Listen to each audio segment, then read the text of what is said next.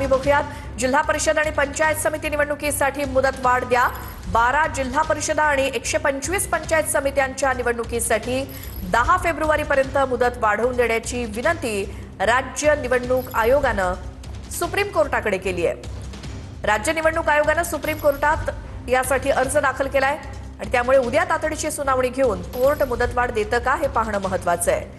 कोर्टानं 31 जानेवारी 2026 पर्यंत सगळ्या निवडणुका घेण्याचे खरं तर आदेश निवडणूक आयोगाला दिले होते। मात्र आता यासाठी जिल्हा परिषद आणि पंचायत समित्यांच्या निवडणुकांसाठी मुदतवाढ देण्याची विनंती राज्य निवडणूक आयोगाकडून सुप्रीम कोर्टाकडे करण्यात आलेली आहे। त्यासाठी अर्ज दाखल करण्यात आलाय आणि तातडीची सुनावणी जी काही होईल त्यामध्ये सुप्रीम कोर्टाकडून ही मुदत वाढवून मिळते का हे बघावं लागेल। जिल्हा परिषद आणि पंचायत समित्यांच्या निवडणुका या बाकी आहेत, मात्र सर्व निवडणुका 31 जानेवारी 2026 पर्यंत घेण्याचे आदेश कोर्टाने दिले होते। त्यामुळे या दोन्ही निवडणुकीसाठी 10 फेब्रुवारीपर्यंतची मुदतवाढ द्यावी अशी मागणी राज्य निवडणूक आयोगानं सुप्रीम कोर्टाकडे केली आहे। या संदर्भात माहिती घेऊयात। आमचे प्रतिनिधी प्रमोद जगताप आपल्या सोबत आहेत।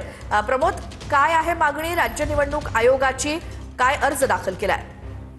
श्वेता, खरं तर सुप्रीम कोर्टानं स्पष्टपणे निर्देश दिलेले होते की राज्यातील सगळ्या स्थानिक स्वराज्य संस्थांच्या निवडणुका या 31 जानेवारी 2026 पर्यंत पूर्ण करायच्या आहेत। पण असं असताना आता राज्य निवडणूक आयोगाकडून सुप्रीम कोर्टामध्ये अर्ज दाखल केलेला आहे आणि त्यांनी म्हटलेलं आहे की ज्या 12 जिल्हा परिषदा आणि 125 नगरपंचायत म्हणजे ज्यामध्ये 50% आरक्षणाची मर्यादा ओलांडली गेलेली नाहीये त्या ठिकाणी आम्हाला निवडणुका घेण्यासाठी तुम्ही 10 फेब्रुवारी 2026 पर्यंत मुदत वाढवून द्यावी अशा पद्धतीचा अर्ज सुप्रीम कोर्टामध्ये केलेला आहे। त्यामुळे हा अर्ज सुप्रीम कोर्ट स्वीकारते का स्वीकारून त्यावरती जी राज्य निवडणूक आयोगानं मागणी केलेली आहे ती मागणी सुप्रीम कोर्टाकडनं मान्य होते का हे बघणं महत्त्वाचं असतं। धन्यवाद या माहितीसाठी।